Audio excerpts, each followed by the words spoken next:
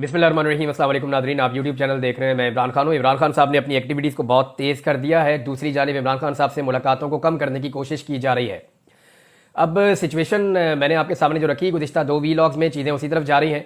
इमरान खान साहब जो हैं वो इस बात को भांप चुके हैं कि मुज़ाकरात के बहाने हुकूमत 26 नवंबर के साने को डाउन करना चाहती थी और वो टाइम लेना चाह रहे हैं, और पाकिस्तान तहरीक इंसाफ ने उनकी ये मदद ऑलमोस्ट कर दी है। अब इमरान खान साहब का जो स्टेटमेंट है पहले आप वो सुन लें, फिर चीज़ें आपके सामने रखता हूँ कि इमरान खान की अडियाला जेल में वकला से और मीडिया से गुफ्तगू हुई है और ये स्टेटमेंट उनके अपने ट्विटर अकाउंट से शेयर किया गया है। मुज़ाकरात के हवाले से गैर संजीदगी का अंदाज़ा इस बात से लगाया जा सकता है कि मुज़ाकराती कमेटी से मेरी मीटिंग तक नहीं करवाई गई। ऐसा लगता है जैसे मुज़ाकरात का मकसद सिर्फ और सिर्फ वक्त का ज़िया था ताकि 26 नवंबर के इस्लामाबाद कत्ल पर अवामी रद्द-ए-अमल या रिएक्शन को कम किया जा सके। 26 नवंबर को पुरअमन शहरियों का कत्लेआम किया गया, उनको सीधी गोलियां मारकर डी चौक में खून से नहलाया गया। हमारे कई अफराद अब तक लापता हैं। किसी भी महज़ब माशरे में ऐसा वाक़या होने के बाद गोलियां चलाने वाले अपने अंजाम को पहुंच चुके होते, लेकिन ये हुकूमत अभी तक एक जुडिशल कमीशन की तश्कील नहीं कर पाई। जुडिशल कमीशन की हैसियत थर्ड अंपायर की होती है और सिर्फ एक गैर जानिबदार कमीशन ही 26 नवंबर और 9 मई के शोहदा को इंसाफ दिलवा सकता है। अगर इस कत्लेआम को दबा दिया गया तो पाकिस्तान में किसी का जानो माल महफूज नहीं होंगे। मेरा वाज़े पैगाम है कि अगर मुज़ाकराती अमल को लेकर हुकूमत यूं ही गैर संजीदा रही और जुडिशल कमीशन ना बनाया तो मुज़ाकरात को अगली मीटिंग के बाद रोक दिया जाएगा। 9 मई का फॉल्स फ्लैग ऑपरेशन भी एस्टेब्लिशमेंट की जानिब से ही किया गया था। उस रोज चौकियों से फौज और पुलिस हटाकर खुद ही आग लगाई गई और सीसीटीवी फुटेज भी चुरा ली गई। हम इन दोनों वाक़यात की शफाफ तहकीकात चाहते हैं। हमने इस सिलसिले में बारहा सुप्रीम कोर्ट से भी मुतालबा किया है। 3 साल से इस मुल्क में आइन और कानून और इंसानी हुकूक की पामाली जारी है। लोगों के घरों का तकद्दुस पामाल करके उनको अगवा किया जा रहा है, तशद्दुद और जबर किया जा रहा है। उनके घर और कारोबार तबाह किए गए हैं। हमारे हर टिकट होल्डर के लिए उनके हलकों में ज़िंदगी तंग कर दी गई। मेरा अपना घर 2 मरतबा तोड़ा गया। हमने इस सिलसिले में लाहौर हाई कोर्ट से रुजू किया। ये केस जस्टिस बाकिर नजफी की सरबराही में 5 जजेस ने सुना, मगर 1.5 साल से उसका फैसला महफूज है और सुनाया नहीं जा रहा।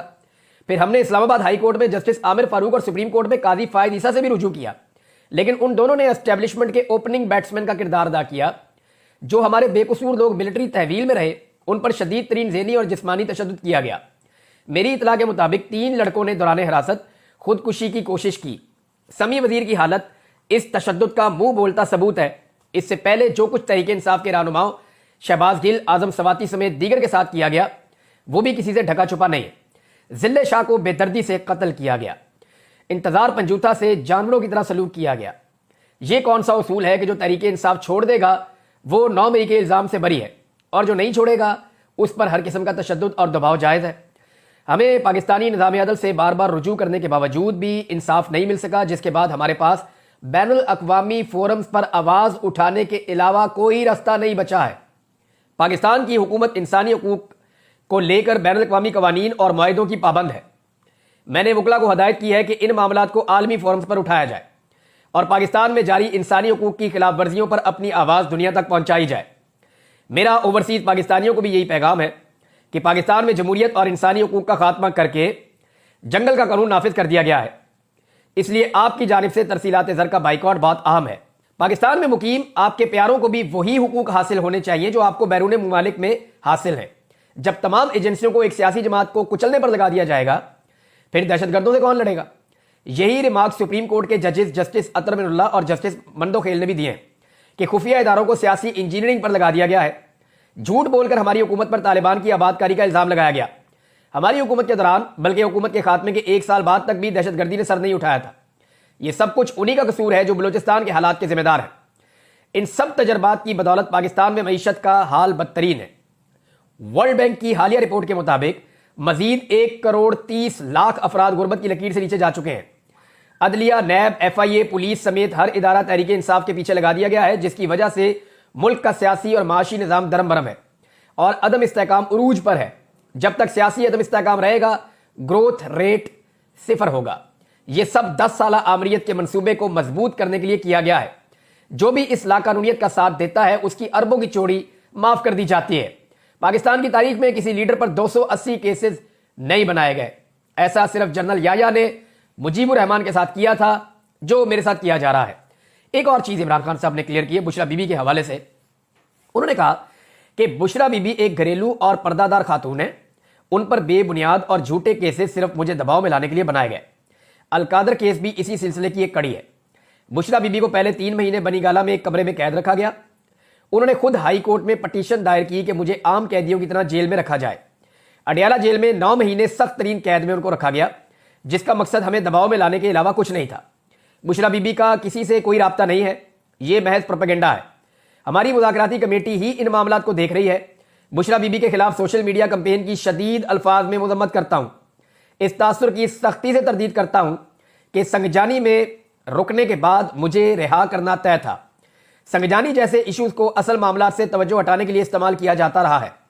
हुकूमत की बददियानती को अच्छी तरह समझता हूं। मैं 3.5 साल वजीर आजम रहा हूं, अच्छी तरह समझता हूं कि यह कैसे काम करते हैं। इस्लामाबाद डी चौक में कारकुनान के हमरा पहुंच जाना बुशरा बीबी की कामयाबी थी, जिस पर इनको खराज तहसीन पेश करता हूं। उन्होंने मेरी हिदायत पर ही अमल किया। ये इमरान खान साहब ने वकला से और मीडिया से गुफ्तगू की जेल के अंदर। ये सारी चीजें मैंने आपको बता दी। अलीमा खान साहिबा ने भी बाहर आने के बाद बात की। एक तो अलीमा खान साहिबा को आज मिलने के लिए नहीं भेजा जा रहा था, दूसरी बहन अंदर गई और अलीमा खान साहिबा को अंदर नहीं जाने दिया गया पहले। फिर इमरान खान साहब ने जो है वो समाअत रुकवा दी। अलीमा खान साहिबा ने बाद में मीडिया को कुछ चीज़ें बताई हैं। एक तो अलीमा खान साहबा ने बताया कि हमें धमकी दी गई कि आप इमरान खान साहब का पैगाम मदम करें, यानी वो पैगाम आप बाहर आके पहुंचा देती हैं एज इट इज, तो वो पैगाम आप ना पहुंचाएं। अब अलीमा खान ये कहती हैं हम जब बहनें मिलने के लिए जाती हैं इमरान खान साहब से, जब पैगाम हम लेती हैं तो बड़े गौर से सुनती हैं, क्योंकि वो कौम की अमानत और बहुत बड़ी जिम्मेदारी है। और वो ये कहती हैं अगर मैं कोई चीज़ भूल जाऊं या मेरी बहन भूल जाए तो हम नोट्स अपने शेयर कर लेती हैं आपस में, और फिर वो पूरा बयान जो इमरान खान का है वो एज इट इज लाके हम बाहर आवाम के सामने रख देती हैं। अच्छा, इस पर उनको धमकाया गया कि आपकी आर्टिफिशियल इंटेलिजेंस की हम वीडियो निकाल देंगे। ये अलीमा खान साहिबा ने इंकशाफ किया, लेकिन वो कह रही हम ये काम करेंगे। और वो ये भी उन्होंने कहा कि हमारे साथ पूरा पाकिस्तान है। अलीमा खान ने यह दावा किया, जिन्होंने उनको धमकाया उनको अलीमा खान ने कहा कि हमारे साथ पूरा पाकिस्तान है, हम अकेले नहीं हैं। फिर इमरान खान ने एक और ऐलान किया जो अलीमा खान साहिबा ने बाहर आकर बताया कि पाकिस्तान में जारी इंसानी हकूक की खिलाफ वर्जियों के केस को अब हम इंटरनेशनल ऑर्गेनाइजेशंस के सामने लेकर जाएंगे। ये जो समी वजीर और जिले शाह पर होने वाले जुल्म की बात है, ये इमरान खान साहब ने अपने स्टेटमेंट में भी लिख दिया, आपको आपने पढ़ दिया। एक शेर अफजल मरवत का मामला भी आजकल उठा हुआ है नादरी, और शेर अफजल मरवत के बारे में भी इमरान खान साहब ने जो स्टेटमेंट दिया वो शेर अफजल मरवत के हक में नहीं जा रहा, जो अलीमा खान साहबा ने बाहर आकर बताया। प्रॉब्लम यह है कि शेर अफजल मरवत साहब की पार्टी के अंदर किसी न किसी से लड़ाई चलती रहती है। पहले इनकी अली अमीन गंडापुर से लड़ाई थी। अली अमीन गंडापुर इनको बुरा भला कहते थे, ये अली अमीन गंडापुर को कहते थे निजी महफिलों में। फिर शेर अफजल मरवत साहब की लड़ाई एक अभी भी चल रही है, बल्कि फवाद चौधरी साहब के साथ भी चलती रही है, अब सलमान अकरम राजा साहब के साथ चल पड़ी है। इससे पहले उनकी लड़ाई जो है वो दीगर और जो पाकिस्तान तहरीक इंसाफ के लोग हैं उनके साथ चल पड़ी थी। तो शेर अफजल मरवत साहब एक बड़े अजीबोगरीब करैक्टर रहे हैं पाकिस्तान तहरीक इंसाफ में। इलेक्शन से पहले उनका किरदार कुछ और था, जब तक कि वो एमएनए नहीं बने थे, लेकिन एमएनए बनने के बाद उनका किरदार बिल्कुल मुख्तलिफ है। एमएनए बनने से पहले शेर अफजल मरवत अवाम के बीच में नजर आते थे, ज्यादातर लोगों के बीच में जुलूस जलसा, लोगों को निकालना, एक्टिविटी करना, बहुत पॉलिटिकल एक्टिविटी उन्होंने की थी। पाकिस्तान तहरीक इंसाफ के बहुत सारे लोग ये इल्जाम लगाते हैं, बल्कि अली अमीन गंडापुर साहब भी ये निजी महफिलों में कहते हैं कि शेर अफजल मरवत जो है ये एस्टेब्लिशमेंट का आदमी था, इसको लॉन्च किया गया था। और बकौल अली अमीन गंडापुर साहब के कि ये बंदा इसलिए लॉन्च किया गया था कि इसको वज़ीर आला खैबर पख्तूनख्वा बनाना था या कोई बड़ा ओहदा देना था। और उस वक्त अली अमीन गंडापुर को बाहर निकलने की इजाज़त नहीं थी, मुराद सईद को बाहर निकलने की इजाज़त नहीं थी, आतिफ खान को बाहर निकलने की इजाज़त नहीं थी, जुनैद अकबर को बाहर निकलने की इजाज़त नहीं थी। बाकी बहुत सारे पाकिस्तान तहरीक इंसाफ के लोग हैं जो बेचारे तरसते थे कि बाहर निकल के हम अपनी इलेक्शन कंपेन करें। तो उस वक्त शेर अफजल मरवत ये कैसे मुमकिन है कि वो खुलाकर इमरान खान के लिए कंपेन कर रहे थे। तो ये पार्टी के अंदर बहुत सारे लोग इस बारे में यही सोचते थे। और गंडापुर साहब ने मुझे खुद कहा, मैं हल्फन आपको बता देता हूं, उन्होंने कहा कि कभी आपने सोचा है कि शेर अफजल मरवत वो सारा कुछ क्यों कर पा रहा था जो हम नहीं कर पा रहे थे? क्या वो हमसे ज्यादा बहादुर है, या हमसे ज्यादा कबीले वाला है, या हमसे ज्यादा तगड़ा आदमी है? तो उन्होंने कहा कि इसलिए कि उनको एस्टेब्लिशमेंट का आशीर्वाद था कि करो जो दिल करता है करो, ये गंडापुर साहब ने कहा। तो जब इलेक्शन हो गया, शेर अफजल मरवत साहब बन गए एमएनए, तो उनके वो मकासद पूरे नहीं हुए। उन्हें कुछ ना खैबर पख्तूनख्वा में मिला और ना वफाक के अंदर उनको अपोजिशन लीडर बनाया गया। अपोजिशन लीडर वो बनना चाहते थे, ये मैं ज़ाती तौर पे जानता हूं। शेर अफजल मरवत साहब ने पूरा जोर लगाया इसके लिए, उन्होंने बहुत सारे लोगों से रब्ता भी किया। मेरी और उनकी जो वाहिद एक टेलीफोनिक कॉल हुई है, जिंदगी में एक ही टेलीफोनिक कॉल हुई है, तो मैं हैरान हो गया कि एक आदमी छूटते ही मेरे से ऐसी बात कैसे कर सकता है। ये नहीं उन्होंने मुझे कहा कि मैं बनना चाहता हूं अपोजिशन लीडर और आप मेरे लिए लॉबिंग करें। तो मैंने कहा जी मैं लॉबिंग कैसे करूं मैंने हंसना शुरू कर दिया। मैंने कहा जी मैं तो पॉलिटिकल मामलात में नहीं आता, आपकी पार्टी का डिसीजन है, वो आपको बना दे किसी और को बना दे, तो ये पार्टी पे डिपेंड करता है। लेकिन उन्होंने मुझे उस वक्त ये कहा कि अगर मैं अपोजिशन लीडर बन गया तो मैं पूरे निज़ाम को मुसीबत डाल दूंगा, मैं बड़ा अग्रेसिव आदमी हूं, मैं बहुत चढ़ के आऊंगा और मैं खुलकर जो है वो मुखालफत करूंगा इस हुकूमत की, ये सब लोग बुज़दिल हैं, ये नहीं कर पाएंगे। तो इस तरीके से उन्होंने मुझे कायल करने की कोशिश की शेर अफजल मरवत साहब ने, और एक दौर में इनका नाम चलता भी था कि शायद इनको अपोजिशन लीडर बना दिया जाएगा, लेकिन फिर नहीं बनाया गया। उसके बाद हमने देखा कि शेर अफजल मरवत साहब की जो टॉक शोज में एक्टिविटीज़ हैं या सोशल मीडिया पे एक्टिविटीज़ हैं वो बाकी रह गई, लेकिन जो उनकी अवामी एक्टिविटीज़ हैं वो फिर नजर नहीं आई। ये 2 दफ़ा इस्लामाबाद की जानिब पाकिस्तान तहरीक इंसाफ गई है, तो शेर अफजल मरवत साहब वहाँ इस्लामाबाद में थे दोनों दफ़ा, लेकिन हमें उनकी कोई एक्टिविटी दिखाई नहीं दी। जो इनके बारे में एक बहुत बड़ा ऑरा बना हुआ था कारकुनों में कि ये बहुत बहादुर आदमी है और शेर अफजल मरवत साहब हर जगह पे फ्रंट से आगे लीड करेंगे, उसको वो डैमेज हुआ अनफॉर्चुनेटली। हालांकि शेर अफजल मरवत साहब ने बड़ी इज्जत हासिल की थी। इमरान खान साहब ने एक दिन इनको जेल में कहा था कि शेर अफजल मरवत जिस तरह तुम एक रफ्तार से ऊपर गए हो ना, इसी रफ्तार से नीचे आ जाओगे, तो अपने आप को जो है वो दुरुस्त करो। लेकिन शेर अफजल मरवत साहब ने इमरान खान साहब को जो पहला नुकसान पहुंचाया वो उन्होंने सऊदी अरब के हवाले से एक बड़ा अजीब मुतनाज़ स्टेटमेंट दे दिया।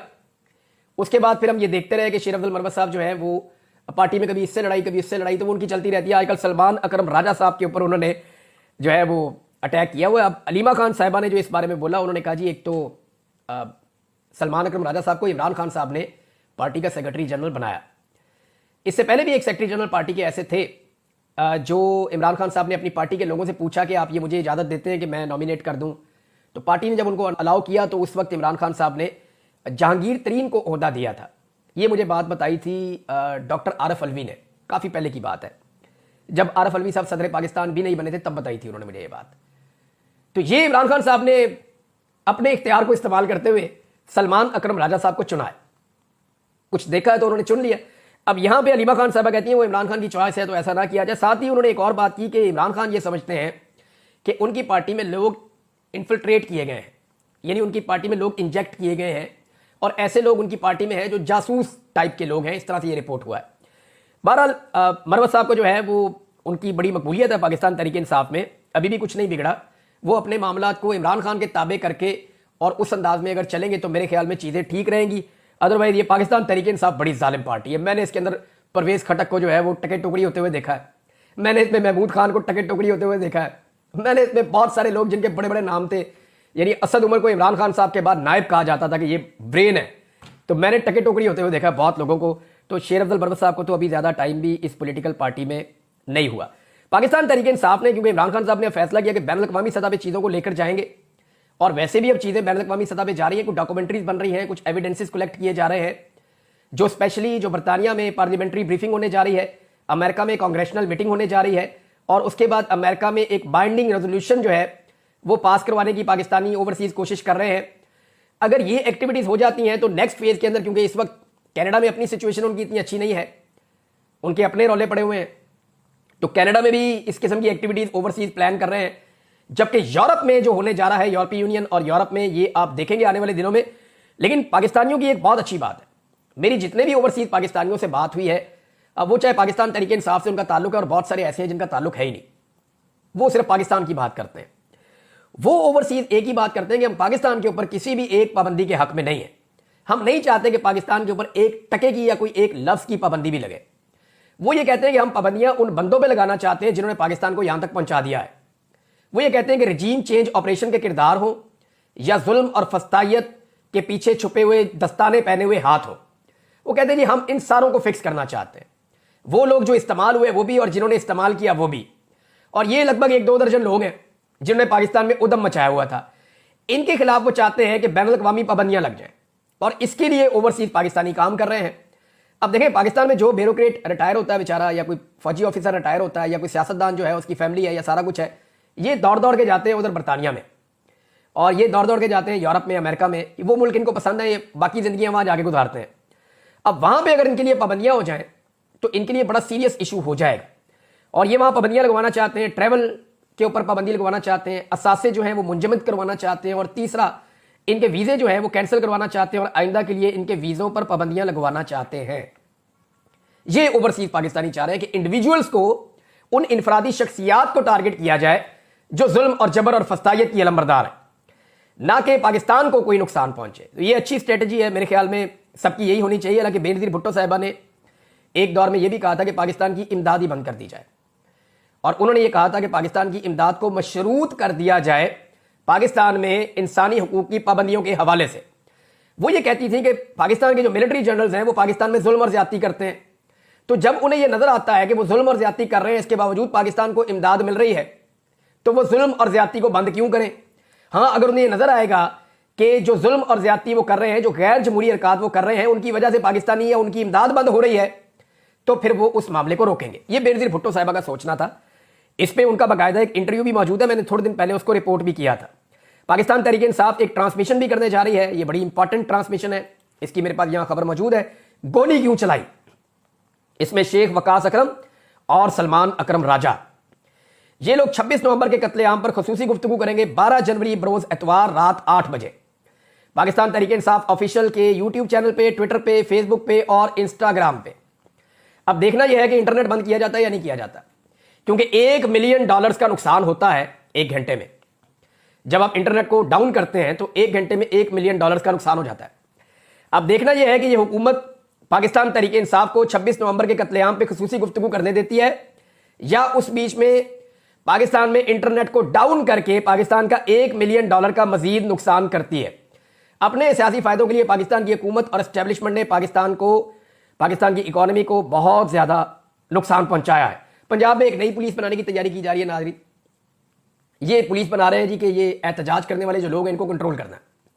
किसान आ जाए, मजदूर आ जाए, डॉक्टर आ जाए, पॉलिटिकल पार्टी आ जाए, इनको कंट्रोल करना है। तो ट्रेंड बंदे नए लाए जा रहे हैं, उनके लिए नई गाड़ियां, नया सामान, सारा कुछ। बल्कि उन्हें ट्रेंड कुत्ते दिए जाएंगे जो कुत्ते लोगों को भगाएंगे। यानी ऐसे कुत्ते ट्रेंड किए जाएंगे जो कुत्तों के, यानी अब आवाम पे कुत्ते छोड़ने हैं इन्होंने। नौजवानों के ऊपर एक तरफ कहा जाता है नौजवानों में आपकी बाहू, दूसरी तरफ नौजवानों के लिए कुत्ते ट्रेंड हो रहे हैं कि नौजवानों के ऊपर जब वो एहतजाज करेंगे अपना हक मांगने के लिए तो उन पे कुत्ते छोड़े जाएंगे कि इन पे कुत्ते छोड़ो, इनको भगाओ। तो ये डॉन के अंदर खबर छपी है। इस किस्म की प्लानिंग पंजाब में की जा रही है, इसके लिए बहुत बड़ा बजट भी रखा गया है। तो तरजीहात आप पाकिस्तान की देख लें। दूसरी तरफ मरियम नवाज ने जो खौफ फैलाने की कोशिश की, तलबा को डराती हैं हर जगह पे जाके, देखो बच्चों अगर आप एहतजाज करोगे तो आप पे पर्चे हो जाएंगे, आप गिरफ्तार हो जाओगे, आपका ये कर देंगे, आपका वो कर देंगे, तो आपने किसी की बात नहीं माननी। यानी वो ये कहती है कि जो साड़ी नहीं मननी तो किसी दिन ना मनो। तलबा ने जो मरियम नवाज का पोल खोला ना मरियम नवाज के यूनिवर्सिटी से वापस जाने के बाद, यानी वो इंटरव्यूज कुछ रिपोर्टर्स ने किए वो खराज तहसीन के लायक हैं। जो मकामी सहाफ़ी हैं वो पहुंच गए, उन्होंने जाके तलबा से पूछा बताओ जी मरियम नवाज आ रही है या मरियम नवाज आई है, दसो की लभ्या। तो तलबा ने जो बैंड बजाई है, यानी 90% से ज्यादा बच्चे जो हैं उन्होंने वो चीजें सुनाई है कि वो सुन के आप कानों को हाथ लगाएंगे मरियम नवाज के हवाले से कि वो उनको किस लेवल का लीडर समझते हैं। अब हसान नियाज़ी का नाम लेकर उन्होंने डराया था, तो हसान नियाज़ी की वालदा का भी उन्होंने कहा जी उनकी वालदा के दिल पे क्या गुजरती होगी। तो वालदा का स्टेटमेंट आ गया, जरा हसान नियाज़ी की वालदा का स्टेटमेंट सुनिए। वो कहती है जी मैंने हसान नियाज़ी से कहा कि मुझे खुशी है कि उसे 10 साल सजा हुई है, अगर उसे 2 साल सजा होती तो मुझे अफसोस होता। मेरा बेटा फस्तायत के दौर में जुल्म के खिलाफ खड़ा है और मुझे उसके ऊपर फख्र है। यह है जी हसान नियाज़ी की वालदा। तो मरियम नवाज की सोच क्योंकि और तरह की है, इन्होंने बेशुमार पैसा इकट्ठा किया, ये अपनी औलाद को लेकर कुछ और सोचते हैं। तो पाकिस्तान में बेशुमार वालिदैन ऐसे हैं जो अपनी औलाद की कुर्बानी देते हैं। आप देखें ना, आप शोहदा के घर चले जाएं, चाहे वो फौजी है या पुलिस वाला है या कोई आम आदमी है, अरशद शरीफ की वालदा के घर चले जाएं, वो आपको अफसोस नहीं करती, वो अपने बेटे पे फख्र करती है। और ये वो लोग हैं जिन्होंने अपने बच्चों को जानबूझकर खतरे के मुंह में भेजा है। ये ऐसा है और बेशुमार लोगों के साथ है और लगातार है, लेकिन लोग अपना मौक़िफ़ नहीं बदल रहे। कुछ और चीजें शेयर करता हूं लेकिन अगले वीलॉग में। अब तक के लिए इतने, अपना ख्याल रखिएगा, अपने चैनल का भी। अल्लाह हाफ़िज़।